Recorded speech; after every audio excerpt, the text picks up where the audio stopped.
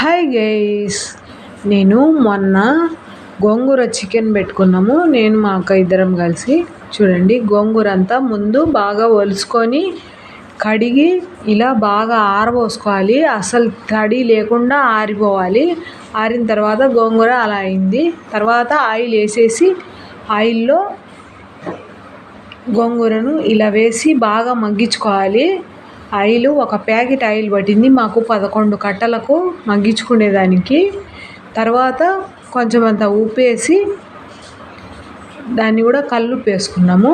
కల్లుప్పు వేసి మగ్గించుకున్నాము. తర్వాత ఒక 1/4 కేజీ చింతపండు యాడ్ చేసుకున్నాము.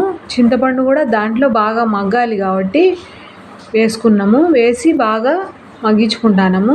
చూడండి, ఇది కొంచెం మీడియం సిమ్లో పెట్టుకొని వేయించుకోవాలి. బాగా మగ్గించుకోవాలి సిమ్లో పెట్టుకొని. తర్వాత దానికి మసాలా వచ్చేసి కొంచెము ఒక పెద్ద టేబుల్ స్పూన్ జీలకర్ర, కొన్ని మినప్పప్పు, కొన్ని శనగపప్పు, కొన్ని ఆవాలు వేసుకొని ఒక 1/4 కేజీ మిరపకాయలు వేసుకొని బాగా వేయించుకోవాలి. తర్వాత కరివేపాకు కూడా వేసుకొని వేయించుకోవాలి.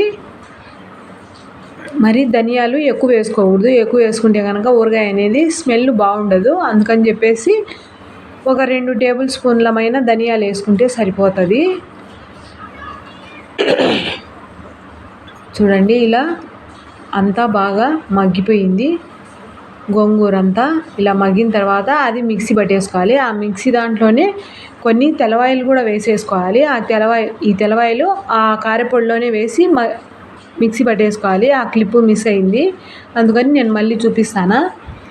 అదంతా గోంగూర బాగా మగ్గిన తర్వాత ఈ కారం పొడి దాంట్లో వేసేసుకొని కలిపేసుకోవాలి. నాకు మొత్తం పట్టింది 1/4 కేజీ అంతా దానికే పట్టింది. అప్పుడు కానీ సరిపోలేదు. ఉప్పు కూడా ఈ టైంలో ఇది కారం పొడి వేసిన తర్వాత అడ్జస్ట్ చేసుకోవచ్చు ఉప్పు. చూడండి, ఇలా అంతా కలిపేసుకొని తర్వాత చల్లారబెట్టుకోవాలి. చల్లారబెట్టిన తర్వాత మిక్సీ పట్టేసుకోవాలి. గోంగూర మరీ మెత్తగా మగ్గిపోదు కదా, అందుకని చెప్పేసి మిక్సీ పట్టేసుకున్నాము. మిక్సీ పట్టేసి మళ్ళీ తాలింపు వేసుకున్నాము.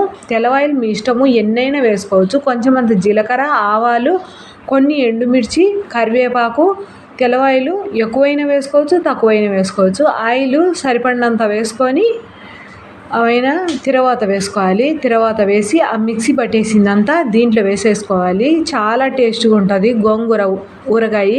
మా వీడియో నచ్చితే ఒక లైక్ చేసి మా ఛానల్ను సబ్స్క్రైబ్ చేసుకోండి. మీ ఫ్రెండ్స్కు, మీ రిలేటివ్స్కు షేర్ చేయండి మా ఛానల్ని. చూడండి, ఇలా మిక్సీ పట్టేసింది తిరవాతలో వేసేసి బాగా కలబెట్టుకొని చల్లారిన తర్వాత డబ్బాకి ఎత్తి పెట్టేసుకుంటే మళ్ళీ 3 days తర్వాత తింటే సరిపోద్ది.